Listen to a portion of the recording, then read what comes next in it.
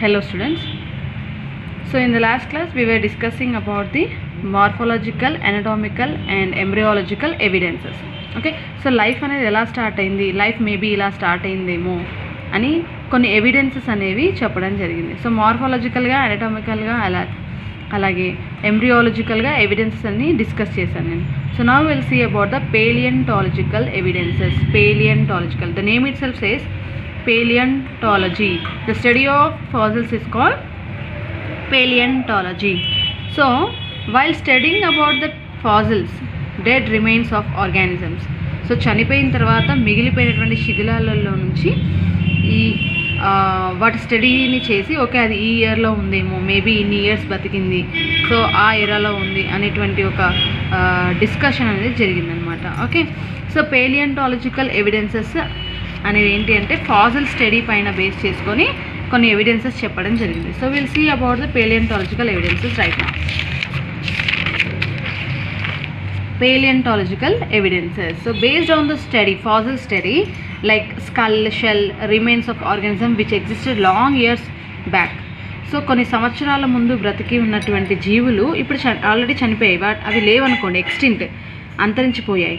So అలాంటి వాటి యొక్క అస్థిపంజరం కానీ, స్కెలిటన్, షెల్, వాటి యొక్క అవుటర్ కవర్, బాడీ కవర్, లేదా వాటిలో ఉన్నటువంటి ఏ యొక్క బోన్ కానీ దొరికిందనుకోండి, వాటి గురించి స్టడీ చేసి అధ్యయనం చేసి ఓకే మేబీ ఇది ఇన్ని సంవత్సరాల ముందు బ్రతికి ఉండేదేమో, ఇలా ఉండేదేమో అని రఫ్గా క్యాల్కులేషన్స్ చేసి స్టడీ చేసేవాళ్ళు అనమాట. సో ఇలా పేలియంటాలజికల్ స్టడీలో ఏం చేశారు అంటే ఆర్గానిజమ్స్ అన్నీ కూడా ఫాజిల్స్ వాటి యొక్క ఫాజిల్స్ని బేస్ చేసుకొని స్టడీ చేయడం స్టార్ట్ చేశారనమాట. సో జనరల్గా ageing of fossils is determine by carbon dating. So carbon dating అనేది జనరల్గా ఫాజిల్ ఏజింగ్ అంటే ఫాజిల్ ఎన్ని సంవత్సరాల ముందు ఉండేది ఏంటి అనేది తెలుసుకోవడానికి ఉపయోగపడేది. ఇప్పుడు ఆర్గానిజం చనిపోయింది అనుకోండి, కొన్ని సంవత్సరాల క్రితం చనిపోయింది, సో అది ఎన్ని సంవత్సరాల నుంచి అలా ఉంది అనేది కూడా తెలుసుకోవచ్చు. సో కార్బన్ డేటింగ్ పద్ధతి ద్వారా మనము ఓకే ఒక ఆర్గానిజం యొక్క డీటెయిల్స్ ఎన్ని సంవత్సరాల ముందు బతికి ఉండేది అండ్ నెక్స్ట్ ఎన్ని ఏ ఎరాలో అది ఉండేది అనే వాటి గురించి డిస్కస్ చేయడం జరుగుతుంది. ఓకే, సో ఒక టెక్నిక్ ద్వారా లిబీ అనేటువంటి టెక్నిక్, కార్బన్ డేటింగ్ అండ్ లిబీ అనేటువంటి టెక్నిక్ ద్వారా ఫాజిల్స్ యొక్క ఏజ్ని కనుక్కోవడానికి ఉపయోగపడింది అనమాట. Okay, so here the father of palaeontology is nothing but Leonarch. Leonarch is the father of paleontology. Study of fossils is called paleontology and the father of paleontology is Leonarch. Okay, Leonarch is the scientist who studied about the fossils, fine. And G. Cuvier is the father of modern paleontology. So study of fossils is called paleontology and father of paleontology evaru Leonarch. G. Cuvier is the father of modern paleontology. Fine. Next, we'll see about the different organisms. So, కొన్ని examples తీసుకుందాం, then you will understand. Example, if you see first one, missing links. So కొన్ని organisms అన్నీ కూడా కనిపించట్లేదు, దొరకట్లేదు. So అలా ఆ missing links దొరికిన వాటిలో నుంచి ఓకే మేబీ ఈ ఆర్గానిజం వీటికి మధ్యలో లింక్ ఏమో అని గుర్తించడానికి ఉపయోగపడ్డా అనమాట. సో ఫస్ట్ ఇయర్లో మీరు చదివారు ఫిషెస్లో నుంచే యాంఫిబియన్స్ ఉద్భవించాయని, యాంఫిబియన్స్ నుంచి రెప్టైల్స్ నుంచి ఏవ్స్ అంటే బర్డ్స్ నుంచి ఫైనల్గా మ్యామల్స్ అనేవి రావడం జరిగిందని మనం ఫస్ట్ ఇయర్లో చదివాం. అంటే ఒక ఆర్గానిజం ముందున్నటువంటి జీవుల్లో నుంచి తర్వాత కొత్తగా ఎవాల్వ్ అయినటువంటి ఆర్గానిజమ్స్ అన్నీ కూడా రావడం జరుగుతుందని చెప్పి చదివాం. సో అలా అందులో ఏదైనా ఒకటి మిస్ అయిపోయింది అనుకోండి, ఇప్పుడు చూడండి పాలపిట్టని ఎగ్జాంపుల్ తీసుకోండి, ఇప్పుడు దొరుకుతున్న బర్డ్ కనిపించదు, చాలా రేర్గా కనిపిస్తుంది. అంటే మేబీ కొన్ని సంవత్సరాల తర్వాత అది కనిపించదేమో. అంటే ఏంటి, అలాగే ఈ పొల్యూషన్, ఈ మనం జరుగుతున్నటువంటి మ్యాన్ మేడ్ థింగ్స్ వల్ల, ఈ పొల్యూషన్ వల్ల కావచ్చు, లేకపోతే మనం చేస్తున్నటువంటి వేస్ట్ పనుల వల్ల కావచ్చు, వేస్టేజ్ అంతా కూడా ఎన్విరాన్మెంట్లో వదిలిపెడుతున్నాం. వాటి వల్ల ఏమవుతుంది, కొన్ని వేల సంఖ్యలో కొన్ని జీవులు అంతరించిపోతున్నాయి. సో అలా అంతరించిపోయినటువంటి శిథిలాలు ఉంటాయి కదా, ఫాజిల్స్, ఆ ఫాజిల్స్ని బేస్ చేసుకొని ఇది ఈ సంవత్సరంలో ఉండేదేమో, ఈ ఎరాలో బతికి ఉండేదేమో, ఇన్ని సంవత్సరాల నుంచి ఇది భూమిలో ఉండిపోయింది అని అలా గుర్తిస్తారనమాట. So missing links. సో ఇవి ఆల్రెడీ ఏంటంటే చనిపోయాయి, ఎక్స్టింక్ట్, ఇప్పుడు లేవు, అవి ఆ జీవులు లేవు. So archaeopteryx is the first fossil. So వాటి యొక్క ఆర్కియోప్టెరిక్స్ అనేటువంటి జీవి యొక్క కంప్లీట్ ఫాజిల్, వాటి యొక్క కంప్లీట్ శిథిలాలు దొరికాయి అన్నమాట. సో ఇది ఏంటి అంటే దీన్ని స్టడీ చేసిన తర్వాత ఏం తెలిసిందంటే ఇది కనెక్టింగ్ లింక్ అనమాట. దేనికి? రెప్టైల్కి, బర్డ్స్కి. ఏవియన్స్ అంటే బర్డ్స్, రెప్టీలియన్స్ అంటే సరీసృపాలు, నేలపైన పాకేటువంటి జీవులన్నీ కూడా ఏంటి? రెప్టైల్స్ అనమాట. ఏవియన్స్ అంటే బర్డ్స్. సో ఈ రెప్టీలియన్స్ ఏవైతే సరీసృపాలు నేలపైన పాకేటువంటి జీవులు ఉంటాయో వాటికి మరియు బర్డ్స్కి మధ్యలో కనెక్టింగ్ లింక్ లాగా పనిచేసింది. ఎవరు? ఆర్కియోప్టెరిక్స్. ఆర్కియోప్టెరిక్స్ అనేటువంటి జీవి వాటి యొక్క ఫాజిల్ స్టడీ చేస్తే ఓకే ఇది మేబీ రెప్టైల్స్కి మరియు బర్డ్స్కి మధ్యలో కనెక్టింగ్ లింక్ అని చెప్పేసి చెప్పడం జరిగింది. ఓకే, నెక్స్ట్ రెప్టీలియన్స్లో ఏమేమి క్యారెక్టర్స్ ఈ ఆర్కియోప్టెరిక్స్లో కనిపించాయి? రెప్టీలియన్ క్యారెక్టర్స్, ఆర్కియోప్టెరిక్స్లో కనిపించినటువంటి రెప్టీలియన్ క్యారెక్టర్స్ ఏంటి? Teeth, free caudal vertebrae and class అనమాట. సో రెప్టీలియన్స్లో ఎలా అయితే టీత్ ఉంటాయో అలాగే దంత నిర్మాణం అదంతా కూడా ఈ ఆర్కియోప్టెరిక్స్లో కూడా సేమ్ ఉందన్నమాట. రెప్టీలియన్ క్యారెక్టర్స్ ఉన్నాయి. And free caudal vertebrae. So caudal vertebrae అంటే ఏంటి? వెన్నుముకలో చివరి వెన్నుముకలని కాడల్ వర్టిబ్రే అంటాం. సో ఫ్రీ కాడల్ వర్టిబ్రే అనేది కనిపించింది ఇక్కడ. అండ్ నెక్స్ట్ క్లాస్, పంజా ఉంటుంది కదా, సో క్లాస్ చేతి గోర్లు ఎలా ఉంటాయో సేమ్ ఈ ఆర్కియోప్టెరిక్స్లో కూడా సేమ్ అలాగే కనిపించాయి. సో రెప్టీలియన్ క్యారెక్టర్స్ ఇవి ఆర్కియోప్టెరిక్స్లో కనిపించాయి. నెక్స్ట్ బర్డ్ క్యారెక్టర్స్ ఏవి కనిపించాయి అంటే బీక్. బర్డ్స్కి ఏముంటుంది? బీక్ ఉంటుంది. ఓకే, సో బీక్తోనే కదా అది ఆహారం తీసుకొని తింటుంది. అండ్ వింగ్స్, ఆ వింగ్స్ ఈ ఆర్కియోప్టెరిక్స్లో కూడా కనిపించాయి. నెక్స్ట్ 3 ఫింగర్స్, అలాగే 4 టోస్ కూడా కనిపించాయి. ఫర్కులా అంటే ఈ భుజంలో ఉంటుంది కదా బర్డ్స్కి ముందు వైపు ఉన్నటువంటి బోన్స్ ఉంటాయి కదా, అంటే వింగ్స్ దగ్గర ఉంటాయి, వాటిని ఫర్కులా అంటాం. And next sternal keel. Sternum is keeled అనమాట. సో ముందున్నటువంటి బోన్ ఉంటుంది కదా స్టెర్నా, సో అది అనేది కీల్డ్ షేప్లో ఉంటుంది. ఓకే, సో ఇలా బర్డ్స్కి మరియు అలాగే రెప్టీలియన్స్కి మధ్యలో ఉన్నటువంటి క్యారెక్టర్స్ అన్నీ కూడా ఈ ఆర్కియోప్టెరిక్స్లో కనిపించాయి. ఇది అంతరించిపోయింది, ఇప్పుడు లేదు ఈ జీవి. ఇది ఆల్రెడీ చనిపోయి చాలా సంవత్సరాలు అవుతుంది. కాకపోతే దాని యొక్క శిథిలం చనిపోయిన తర్వాత మిగిలిపోయినటువంటి ఫాజిల్స్ అంతా కూడా దొరికినాయి. తర్వాత తవ్వకాలలో పేలియంటాలజిస్టులు ఏం చేస్తారు? తవ్వకాలు జరుపుతారు కదా. సో అలా తవ్వకాలు జరిపిన తర్వాత ఈ ఆర్కియోప్టెరిక్స్ యొక్క ఫాజిల్ అనేది కంప్లీట్గా దొరికిందనమాట. సో అలా దొరికినటువంటి ఆర్కియోప్టెరిక్స్ ఫాజిల్ ఫైనల్గా వాటిని స్టడీ చేస్తే ఏం తెలిసింది? వాటిలో ఉన్నటువంటి లక్షణాలు రెప్టైల్స్లో అలాగే బర్డ్స్లో కూడా ఉన్నాయని తెలియడం జరిగిందనమాట. సో ఈ లక్షణాలు రెప్టైల్స్తో మ్యాచ్ అవుతున్నాయి, అలాగే బర్డ్స్తో కూడా మ్యాచ్ అవుతున్నాయి. సో ఇలా మ్యాచ్ అవుతుంది కాబట్టి ఇది కనెక్టింగ్ లింక్ అని గుర్తించారు. ఓకే, సో ఇలా ఫాజిల్ స్టడీస్ ద్వారా కూడా ఓకే ఆల్రెడీ జీవులు కనెక్టింగ్ లింక్స్ లాగా ఉన్నాయి, ముందున్నటువంటి జీవుల నుంచే తర్వాత వచ్చినటువంటి జీవులు ఏర్పడుతున్నాయి. ఫస్ట్ ఏంటి? ముందు లో ఎవాల్వ్డ్ ఏంది? లో ఎవాల్వ్డ్ ఆర్గానిజమ్స్ ఏంటి? రెప్టైల్స్. వాటి తర్వాతనే బర్డ్స్ ఏర్పడ్డాయి. సో ఇలా ఒక్కొక్క ఆర్గానిజం డెవలప్ అయింది అని చెప్పేసి కనుక్కోవడం జరిగింది. ఫైన్. నెక్స్ట్, సో ప్లాంట్స్లో చూసుకున్నట్లయితే టెరిడోస్పర్మ్. ప్లాంట్స్లో ఏంటి? టెరిడోస్పర్మ్స్. సో టెరిడోస్పర్మ్స్లో చూసుకున్నట్లయితే ఫర్న్స్కి అండ్ జిమ్నోస్పర్మ్స్కి మధ్యలో ఇది కనెక్టింగ్ లింక్ లాగా పనిచేస్తుంది అనమాట. ఈ టెరిడోస్పర్మ్ కూడా ఎక్స్టింక్ట్ అంటే ఏంటి? అంతరించిపోయినటువంటి జీవి అనమాట. సో అంతరించిపోయినటువంటి జాతుల్లో ఇది కూడా ఒక జాతి. నెక్స్ట్, దీని యొక్క ఫాజిల్స్ని ఎగ్జామిన్ చేస్తే ఏం తెలిసింది? వీటిలో ఉన్నటువంటి క్యారెక్టర్స్ ఫర్న్స్కి అలాగే జిమ్నోస్పర్మ్స్కి మధ్యలో ఉన్నాయి. అంటే ఇది కూడా connecting link for ferns and gymnosperm అనేది తేలింది అనమాట. ఫైనల్గా జిమ్నోస్పర్మ్స్లో ఉన్నటువంటి క్యారెక్టర్స్ ఏంటి? సీడ్ కానీ సెకండరీ గ్రోత్ కానీ సేమ్ ఉందన్నమాట. జిమ్నోస్పర్మ్లో ఎలా ఉంటుందో సేమ్ టెరిడోస్పర్మ్లో కూడా అలాగే ఉంది. సో దీన్ని బట్టి ఏం తెలింది? ఈ టెరిడోస్పర్మ్ అనేది ఫర్న్స్కి అండ్ జిమ్నోస్పర్మ్స్కి మధ్యలో కనెక్టింగ్ లింక్ అనేది తేలింది. ఫైన్. నెక్స్ట్, వెలాసిరాప్టర్స్. సో వెలాసిరాప్టర్స్లో ఇది కూడా ఒక ఆర్గానిజం. ఇదేంటి? రెప్టైల్స్కి అండ్ బర్డ్స్కి మధ్యలో కనెక్టింగ్ లింక్ లాగా పనిచేసింది. సో ఇది మిస్సింగ్ లింక్ అనమాట. ఇవన్నీ కూడా అంతరించిపోయినటువంటి జీవులు, కాకపోతే వాటి యొక్క శిథిలాలు దొరికిన తర్వాత వాటిని స్టడీ చేసి ఫైనల్గా రెప్టైల్స్కి బర్డ్స్కి మధ్యలో ఇది ఒక కనెక్టింగ్ లింక్ అనేది చెప్పడం జరిగింది. ఫైన్. నెక్స్ట్, బర్డ్స్లో ఈ వెలాసిరాప్టర్స్లో ఉన్నటువంటి సేమ్ క్యారెక్టర్ ఏంటి? విష్ బోన్ కూడా ఇది బర్డ్స్లో కనిపించింది, అలాగే ఈ వెలాసిరాప్టర్స్లో కూడా కనిపించింది అనమాట. Fine. This is one of the example missing links. Second one is in different strata of soils helps to understand time of evolution. So అది ఏ సాయిల్లో దొరికిందో ఆ సాయిల్ని ఎగ్జామిన్ చేస్తే అది ఏ టైంలో దొరికింది అండ్ ఏ టైంలో అది జీవించిందని వాటి యొక్క టోటల్ ఇన్ఫర్మేషన్ అనేది ఎవల్యూషన్ ఎలా జరిగింది, మార్పులు చేర్పులు ఎలా జరిగాయి, ఎలా ఇది ఎవాల్వ్ అయింది అనేది తెలుసుకోవడానికి ఉపయోగపడింది.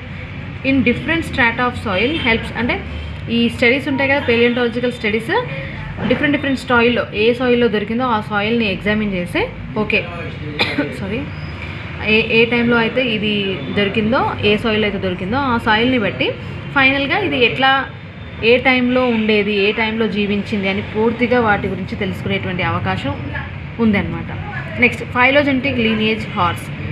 సో హార్స్లో కనుక మనము ఒక ఫైలోజెనెటిక్ లీనియేజ్ గురించి స్టడీ చేస్తే ఒక ఎగ్జాంపుల్ తీసుకొని చెప్పారనమాట. ఇక్కడ హార్స్లో ఏ టైంలో ఎలా జరిగింది అని ఒక ఎగ్జాంపుల్ తీసుకొని చెప్పారు.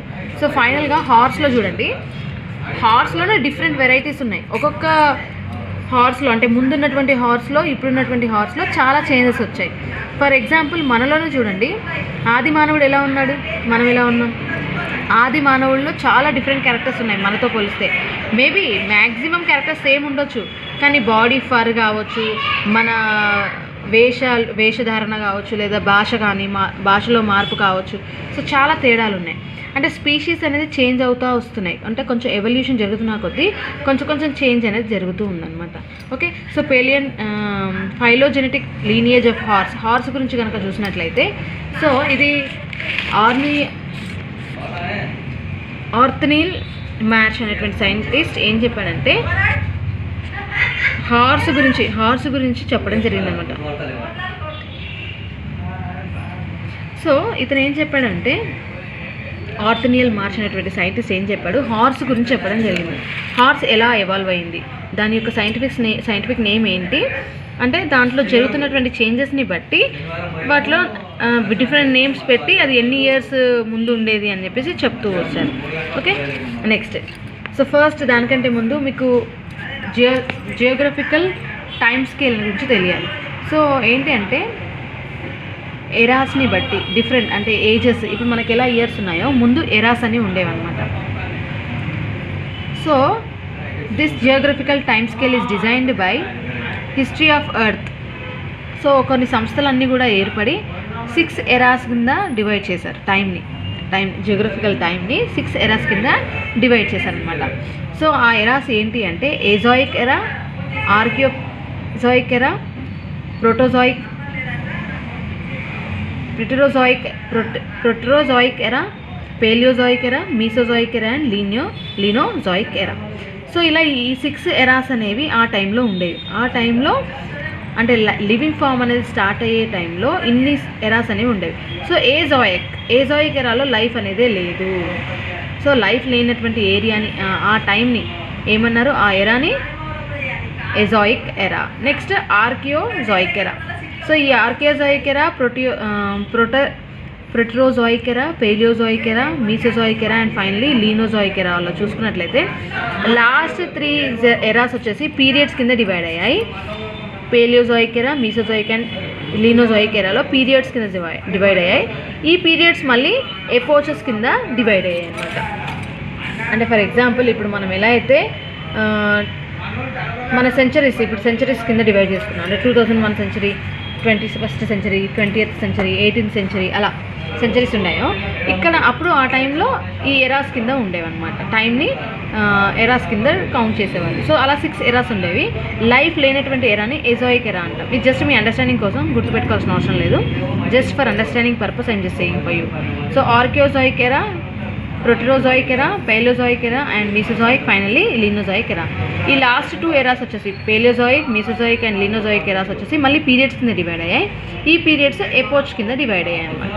Fine, next so this eras was given by what అంటే హార్స్ గురించి. హార్స్ యొక్క ఫైలోజెనెటిక్ లీనియేజ్ గురించి చెప్పింది ఎవరు? ఆర్థనీల్ మార్చ్. సో ఇతను ఏం చెప్పాడంటే ఒక టేబుల్ క్రియేట్ చేయడం జరిగింది. సో హార్స్కి scientific name, common name and ఆ అపోచ్ చెప్పాను కదా నేను ఇంతకుముందు. ఎరాస్ అన్నీ కూడా పీరియడ్స్ అన్నీ కూడా ఎపోచెస్ కింద డివైడ్ అయ్యాయి.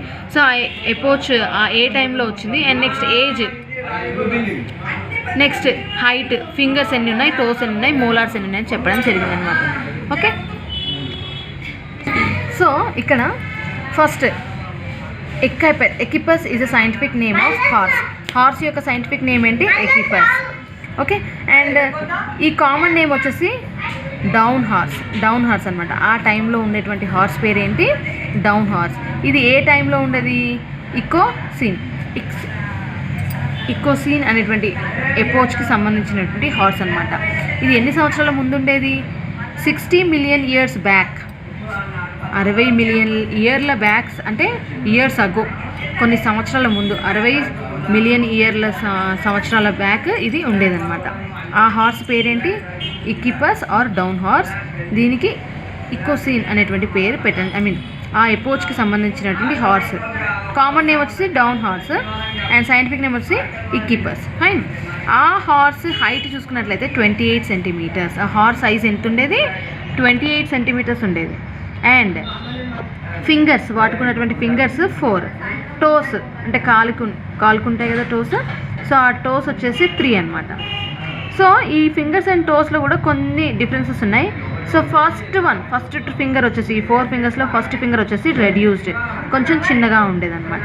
వెరస్ టోస్లో వచ్చేసి అంటే కొన్ని మార్పులే కనిపిస్తుంటాయి, ఏం లేదు, చేంజెస్ అనమాట.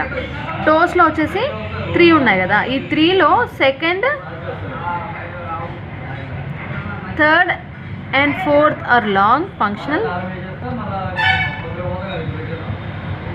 సో 5 ఉంటాయి కదా జనరల్గా టోస్, కానీ అందులో 2, 3 అండ్ 4 మాత్రం లాంగ్ అండ్ ఫంక్షనల్, అందుకే 3 అనేది చెప్పారు. 1 and 5th one is splint or reduce అనమాట, అందుకే 3 టోస్ అని చెప్పారు. మోలార్స్ అంటే ఏంటి? లాస్ట్ చివరి టూత్ ఉంటుంది కదా, దాన్ని మోలార్ అంటాం. సో ఆ మోలార్ అనేది స్మాల్ క్రౌన్ అనేది చిన్నగా ఉంటుంది అండ్ గ్రైండింగ్ టూత్ లాగా పనిచేసేది.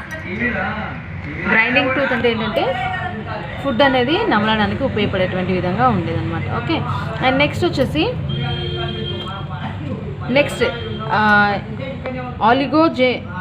ఆలిగోసిన్లోకి సంబంధించినటువంటి ఆ టైంకి సంబంధించినటువంటి హార్స్ పేరు ఏంటి?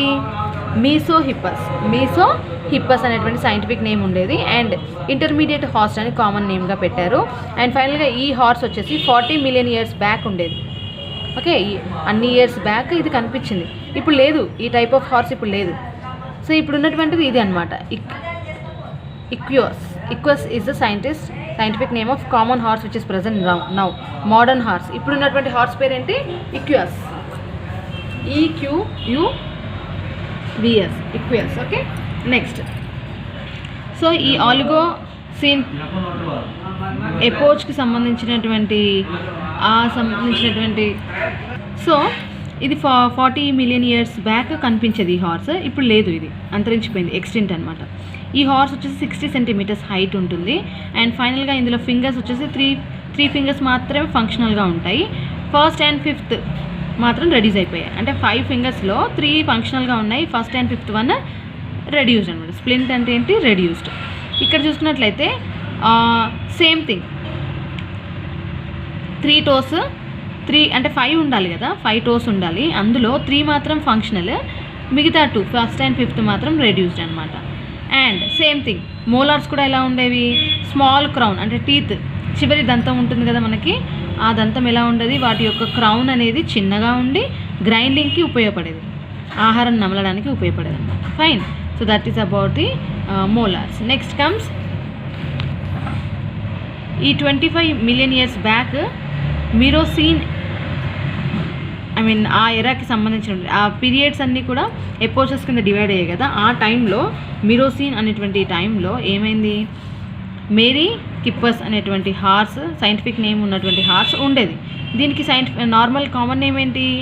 రుమినేటింగ్ హార్స్ అని దానికి కామన్ నేమ్ అనమాట. ఇది 100 సెంటీమీటర్స్ని కలిగి ఉంటుంది హైట్. అండ్ ఇక్కడ కూడా సేమ్, థర్డ్ మాత్రమే ఫంక్షనల్, మిగతా అన్నీ కూడా రెడ్యూస్డ్ అనమాట. ఓన్లీ చూడండి, థర్డ్ ఫింగర్ మాత్రమే ఫంక్షనల్, మిగతా first second already, first and fifth already reduced, second and fourth ఇంకా రెడ్యూస్ అయిపోయాయి, చిన్నగా అయిపోయాయి అనమాట. సో అలా 5 ఫింగర్స్లో ఓన్లీ థర్డ్ వన్ మాత్రమే ఫంక్షనల్. నెక్స్ట్ ఇక్కడ చూడండి, టోస్ వచ్చేసి టోస్లో థర్డ్ వన్ మాత్రమే డెవలప్ అయింది, మిగతా అన్నీ సేమ్ ఇక్కడ జరిగినటువంటి, ఇక్కడ కూడా రెడ్యూస్ అయిపోయాయి అనమాట. 5 టోస్లో థర్డ్ వన్ మాత్రమే డెవలప్ అయ్యాయి. ఫైన్. నెక్స్ట్ మోలార్స్, చివరి దంతం చూసుకున్నట్లయితే అంటే దవడకు ఉన్నటువంటి పళ్ళు ఉంటాయి కదా, సో ఆ దంతాన్ని కనుక చూసుకున్నట్లయితే వాటి యొక్క క్రౌన్ ఉంటుంది కదా, కిరీటం, ఆ కిరీటం పెద్దగా ఉంటుంది. క్రౌన్ అనేది చాలా పెద్దగా ఉండి, సో ఇది కూడా గ్రేజింగ్కి హెల్ప్ అవుతుంది. గ్రేజింగ్ అంటే ఏంటి? గడ్డి నమలడానికి ఉపయోగపడుతుంది అనమాట. ఓకే. గ్రైండింగ్ అంటే ఏంటి? ఆహారం దేన్ని తీసుకున్నా కూడా దాన్ని చిన్న చిన్న ముక్కలు చేయడానికి హెల్ప్ అవుతుంది గ్రైండింగ్. అండ్ గ్రేజింగ్ అంటే ఏంటి? ఫుడ్, ఆహారాన్ని, గడ్డిని దాన్ని కూడా నమలడానికి తీసుకోవడానికి హెల్ప్ అవుతుంది. ఓకే. సో అలా దీంట్లో టూత్ అలా ఉండేదన్నమాట. నెక్స్ట్ ప్లియోసీన్కి సంబంధించినటువంటి ఆ టైంకి సంబంధించినటువంటి హార్స్ని కనుక చూసుకున్నట్లయితే అది 10 సంవత్సరాల మిలియన్ ఇయర్లు బ్యాక్, 10 మిలియన్ సంవత్సరాల బ్యాక్ ఉండేదన్నమాట. ఇయర్స్ బ్యాక్ ఉండేది, 10 మిలియన్ ఇయర్స్ బ్యాక్ ఇది కనిపించేది.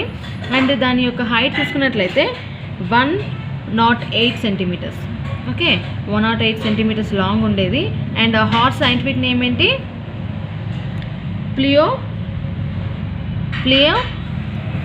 ప్లియోడిపస్. Okay, Pliohippus. And common name వచ్చేసి Pliocene or horse, Pliocene horse అనమాట. అండ్ ఫైనల్లీ దీంట్లో చూసుకున్నట్లయితే ఓన్లీ లాంగ్, థర్డ్ వన్ మాత్రమే పొడుగ్గా ఉండేది finger, and long and strong. Third finger మాత్రమే పొడుగ్గా ఉండి, హార్స్లో మీరు ఎప్పుడైనా చూడండి ఓన్లీ థర్డ్ ఫింగర్ మాత్రమే పెద్దగా ఉంటుంది, మిగతా అన్నీ కూడా రెడీస్ అయిపోతాయి. మీరు చూడండి కావాలంటే హార్స్ యొక్క కాళ్ళని, వేళ్ళని చూడండి, ముందున్నటువంటి కాళ్ళని, వెనకలు ఉన్నటువంటి కాళ్ళని చూడండి. సో ముందున్నటువంటి కాళ్ళని చూస్తున్నట్లయితే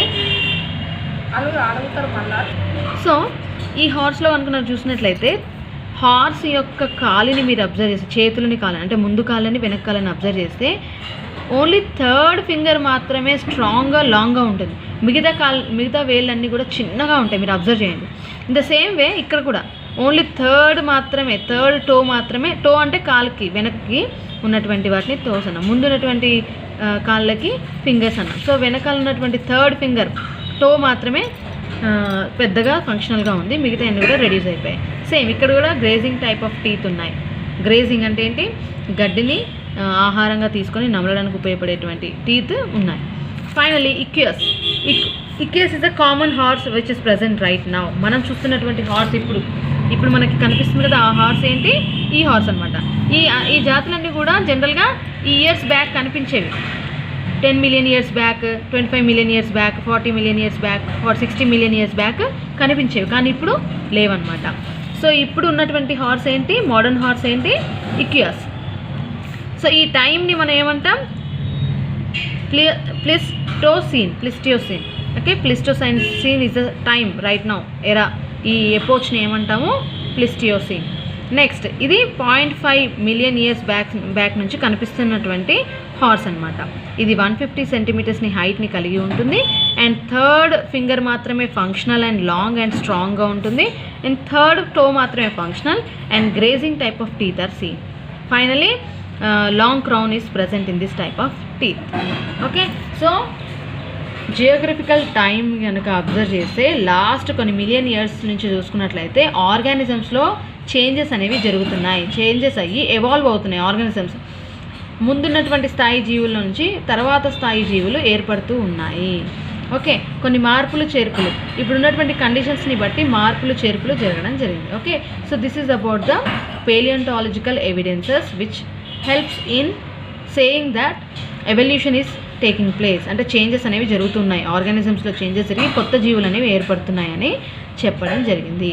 fine. So this is about the paleontological evidences. Okay, అంటే చనిపోయిన తర్వాత వాటిలో అస్థులు అంటే ఏవైనా ఒక డెడ్ రిమైన్స్ దొరికాయి అనుకోండి, చనిపోయిన తర్వాత మిగిలిపోయినటువంటి బోన్స్ ఉంటాయి కదా, అస్థి కానీ లేకపోతే వాటిలో ఉన్నటువంటి హెయిర్ కానీ ఏదైనా దొరికిందనుకోండి, దొరికినటువంటి వాటిలో నుంచి స్టడీ చేసి ఫైనల్గా శిథిలాలు దొరికాయి అనుకోండి, ఫాసిల్స్, ఆ శిథిలాల నుంచి స్టడీ చేసి ఫైనల్గా చెప్పడం జరిగింది. Okay, so this is about the paleontological evidences. Fine. So in the next class I'll discuss about the biogeographical evidences. Thank you.